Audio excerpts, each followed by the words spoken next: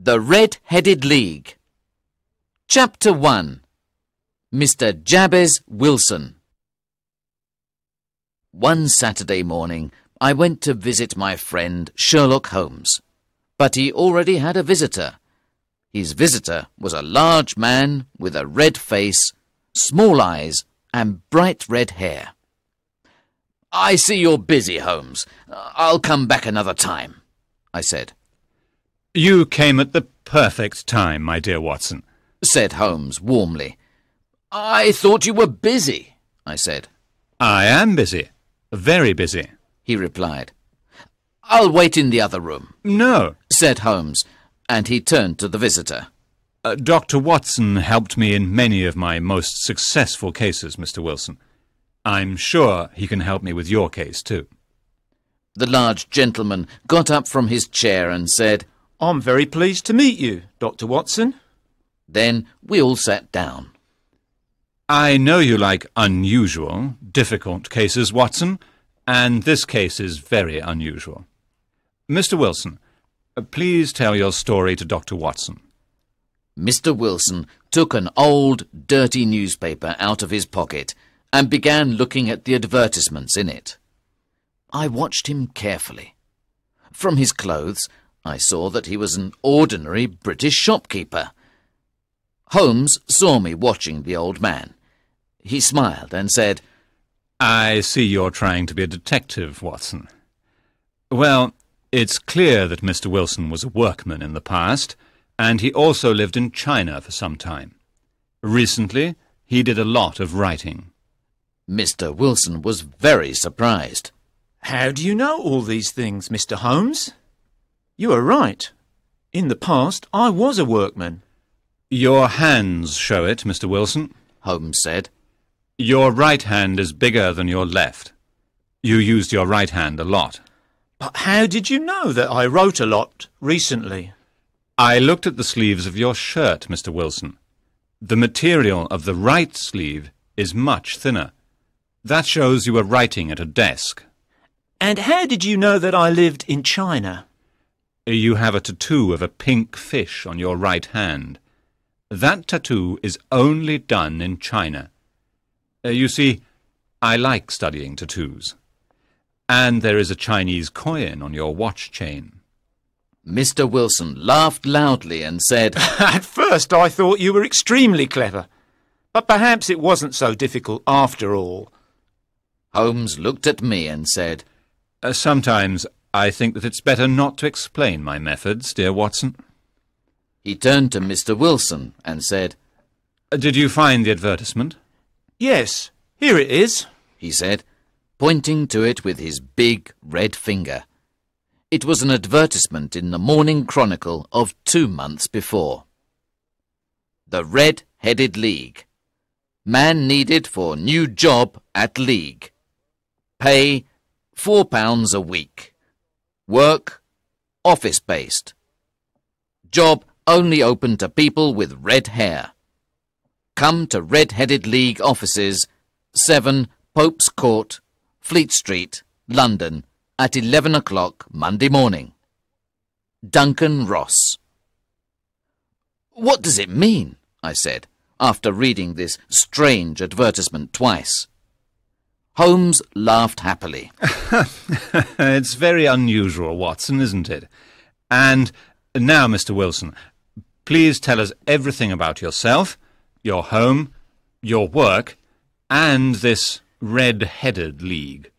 "Well, I have a shop below my house at Saxe-Coburg Square in London.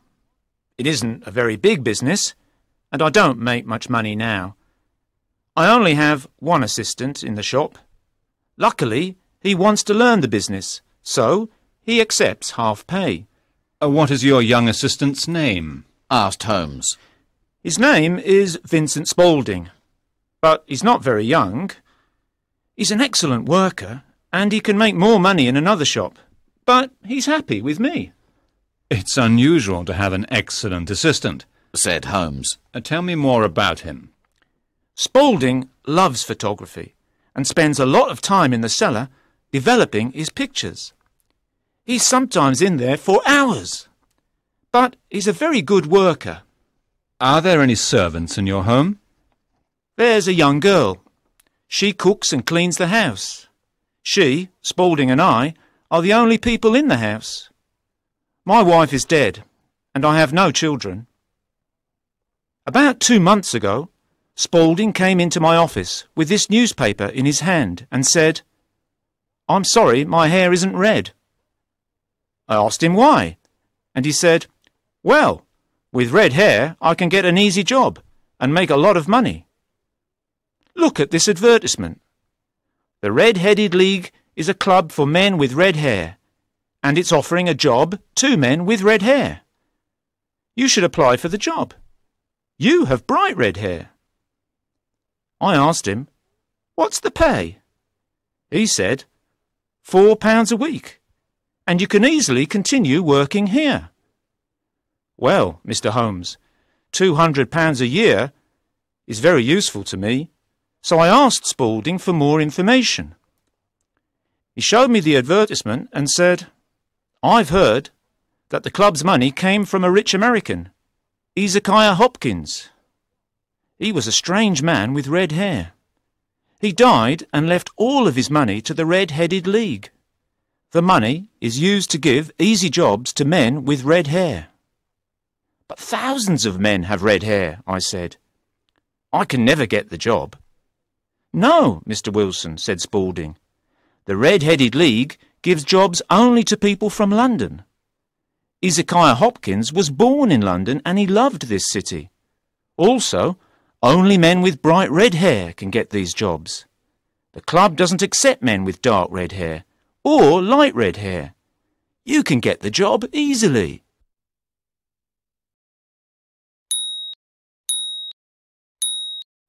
Chapter 2. An Unusual Job. I decided to ask Spaulding to come with me to the Red-Headed League's offices, said Mr. Wilson. I closed the shop for the day and we went to Fleet Street. Spaulding was happy to have a holiday. Fleet Street was full of red-haired men, and Pope's Court looked like a basket of oranges. But few men had bright red hair like mine. Spaulding pushed through all the people and we got to the office.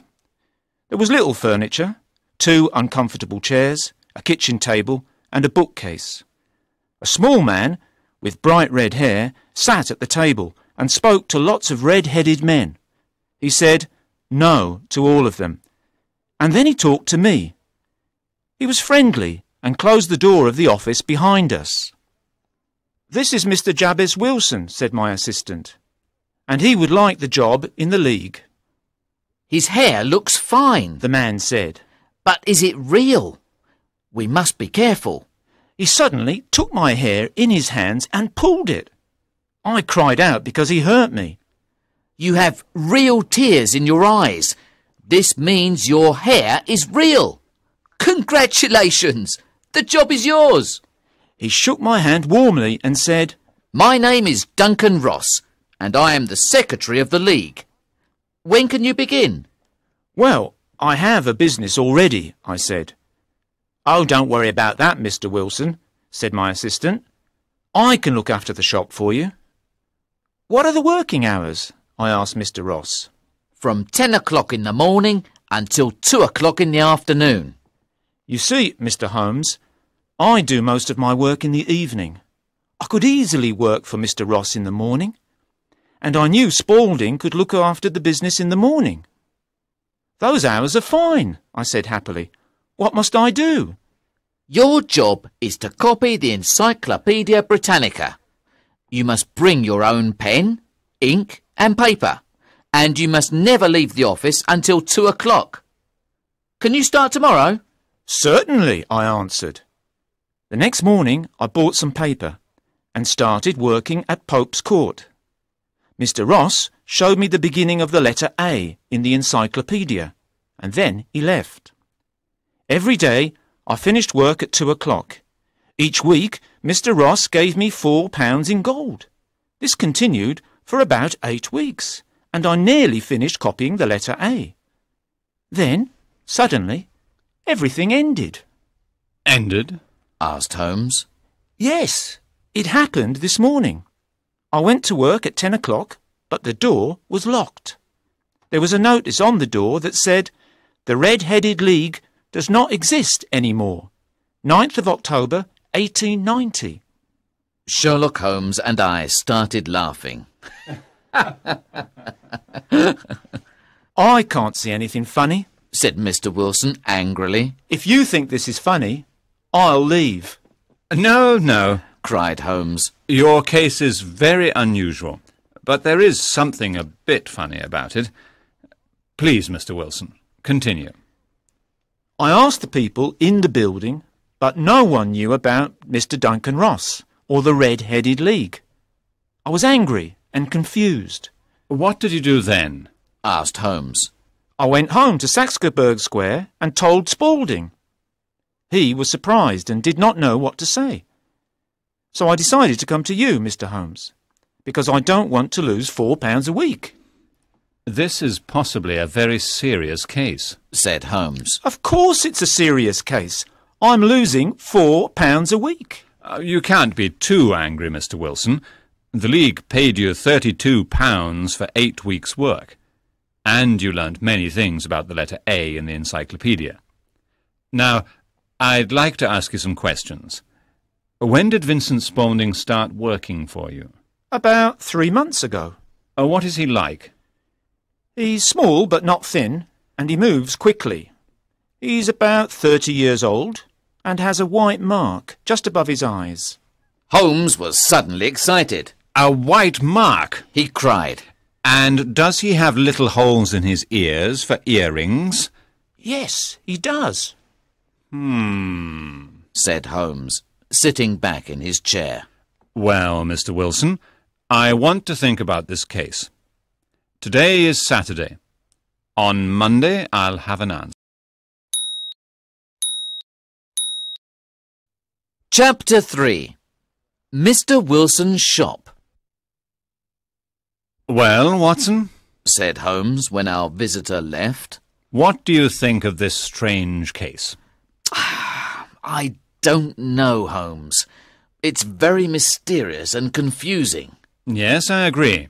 replied Holmes. I must work hard on this case. What are you going to do? I'm going to smoke my pipe. Please don't speak to me for 50 minutes. Holmes sat down in his chair, closed his eyes, and started smoking his old black pipe. Holmes is probably sleeping, I thought. But then he suddenly jumped up and put his pipe down on the table. There is a concert of classical music at St. James's Hall this afternoon. Holmes said. Let's go and listen. Yes, I'm free today, I replied. Good. Put on your hat and come. I want to have some lunch first.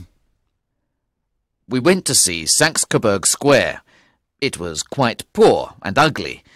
There was some grass in the middle of the square and old houses around it. One of them had a shop window and shop door, as well as a house door. Outside the shop, we saw a sign with the name Jabez Wilson painted in big white letters. This was Mr. Wilson's shop. Holmes stopped and looked at the shop for a moment. Then he stood in front of the shop and hit the large stones of the street with his walking stick. Finally, he knocked on the shop door. A young man opened the door immediately. Can you tell me the way to the Strand? Asked Holmes. 3rd right, 4th left. Answered the assistant quickly. A very clever man, Said Holmes as we walked away. Do you know him? I asked. No, but I looked at the knees of his trousers. And what did you see? What I expected to see. And why did you hit the stones of the street? My dear doctor, this is a time for looking, not for talking. Let's go and look at the street behind the square. We left the square and we were soon in one of the noisiest streets in London.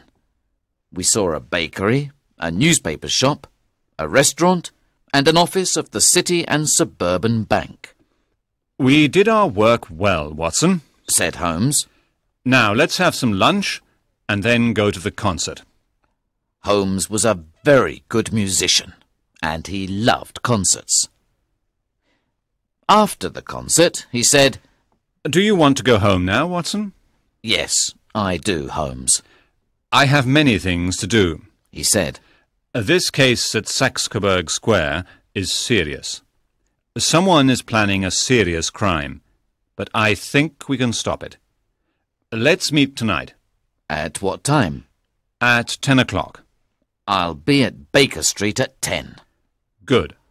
There will possibly be danger tonight, so bring your gun." He waved his hand and walked off. I was quite confused about this case, but Holmes, of course, was not. I saw and I heard exactly the same things as Holmes saw and heard, but he seemed to understand everything, and I understood nothing. I thought about it for a long time, but everything was still a mystery to me. When I arrived at 10 o'clock, there were 2 carriages outside the door at Baker Street. 2 visitors were there too, a policeman called Peter Jones and a tall, thin man with a sad face and dark clothes. "Watson, I think you know Mr. Jones. Let me introduce you to Mr. Merriweather, the director of the City and Suburban Bank. He is going to be part of our adventure tonight." "I hope you're right, Mr. Holmes," said Mr. Merriweather, "because I didn't go to my usual card game with my friends this evening, and I have never missed my card game in 37 years. "I think this will be an exciting night, Mr. Merriweather," said Holmes. "You are going to save £30,000. And you, Jones, are going to catch a terrible criminal." "John Clay, the murderer and bank robber!" exclaimed Jones. "He's young, but he's the cleverest and most dangerous criminal in England. His grandfather was a king's brother, and he's an Oxford University man." "It's time to go now," said Holmes, looking at his watch. Mr. Merriweather, please go with Mr. Jones in the first carriage, and Watson and I will follow you in the second one."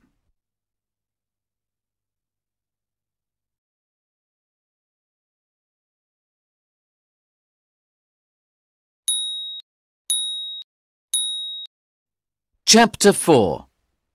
The Cellar. During the journey, Holmes spoke very little, but he sang some of the music from the concert that afternoon.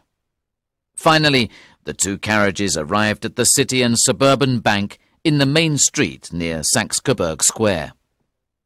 Mr. Merriweather took his keys and opened a side door of the bank. We went through many doors and dark corridors. Then he took a lamp and we went to a big cellar. There was a strong smell of earth, and there were a lot of big boxes on the cellar floor. "The ceiling looks strong," said Holmes, holding up the lamp. "The floor is strong too," said Merriweather, hitting it with his stick. "Oh dear, it sounds empty." "Please speak quietly," said Holmes. "The thieves must not hear us.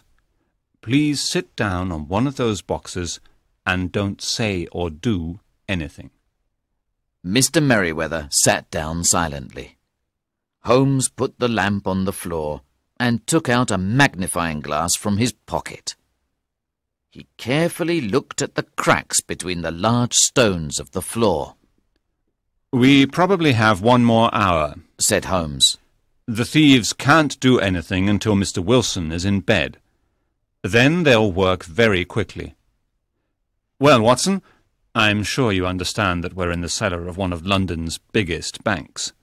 Mr. Merriweather is the director of the bank, and he'll explain the situation to you. You see, Dr. Watson, it's our French gold," the director said very quietly. "Inside these big boxes there are £30,000 in gold coins. That is why the worst criminals are interested in this cellar.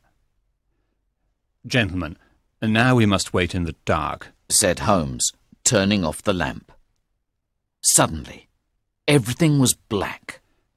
They will soon be here, he continued. So we must hide behind the boxes. When they come, we must be ready to act quickly. These are dangerous men. If they shoot at us, Watson, you must shoot at them. I put my gun on top of a box, and I was ready to shoot. There is only one way for them to escape, Holmes continued. Through Wilson's house and into Saxe-Coburg Square. Did you do what I asked, Jones? Yes, Mr. Holmes. 3 policemen are waiting outside Mr. Wilson's house, said Jones. Very good. Now we must be silent and wait, said Holmes. We waited for an hour and a quarter, but in the dark it seemed much longer. My legs and arms were tired. Suddenly, I saw some light through the cracks in the floor. Someone pushed up a big stone, and a white hand appeared. The light became brighter, and a face appeared. It was Mr. Wilson's assistant. The young man looked around and then climbed up into the cellar. He helped another man to climb out of the hole. Both men were small, and the other man had bright red hair. Holmes ran forward and caught Mr. Wilson's assistant. "Jump down the hole again, Archie," cried the assistant. The other man climbed down quickly. Mr. Wilson's assistant had a gun in his hand, but Holmes hit it to the floor with his stick. You don't have a chance, John Clay, said Holmes. "I know, but my friend escaped." There are 3 policemen waiting for your friend outside Mr. Wilson's house, said Holmes, smiling. "Oh, really?" John Clay answered calmly. "You did everything perfectly. Well done, Mr. Holmes." Well done to you, Holmes answered. Your idea of the Red-Headed League was new and unusual. Give me your hands, said Jones to Clay. I'm going to put handcuffs on you now. "Don't touch me with your dirty hands," cried Clay. "I am the grandson of a king's brother. You must say, 'Sir,' and 'please' to me." All right, sir, said Jones, smiling. Please come upstairs with me, sir. We can call a carriage, sir, and take you to the police station. "That's better," said Clay. He smiled to the 3 of us and walked away quietly with Jones. I don't know how to thank you, Mr. Holmes, said Mr. Merriweather. This was certainly an exciting night. You stopped one of the biggest bank robberies in history. This was a very interesting case, and I enjoyed it, said Holmes. In the early hours of the morning, Holmes and I returned to Baker Street. You see, Watson, Holmes said, drinking his cup of tea. The reason for the Red-Headed League was very simple. Clay and his friend Duncan Ross wanted to get Mr. Wilson away from his shop for several hours every day. But how did you know that they were planning a bank robbery? I asked. Well, Watson, I thought of the assistant's hobby, photography. We knew that the young man spent a lot of time in the cellar developing his pictures. Mr. Wilson described Vincent Spaulding to me, and I knew immediately that he was John Clay, the famous bank robber. Clay was doing something in Mr. Wilson's cellar. He was in the cellar for several hours a day for many weeks. And what was he doing? He was digging a tunnel to another building. You were surprised when I hit the stones in Saxe-Coburg Square with my stick. Well, I wanted to know if the tunnel was in front of the house or behind it. Then I rang the bell. I didn't go into the shop because I only wanted to see Spaulding's trousers. The knees of his trousers were dirty with brown earth. When I discovered that the City and Suburban Bank was behind Mr. Wilson's house, I suddenly understood everything. But how did you know that the robbery was tonight? I asked him. My dear Watson, they closed the League office because they weren't interested in Mr. Wilson's work any more. So I knew the tunnel was finished, and they had to use it soon. Saturday night was the best time for them because no one could discover the robbery until Monday morning. So I knew the robbery was tonight. You solved this mysterious case beautifully, Holmes, I said. Thank you, Watson. Well, at least this case wasn't boring.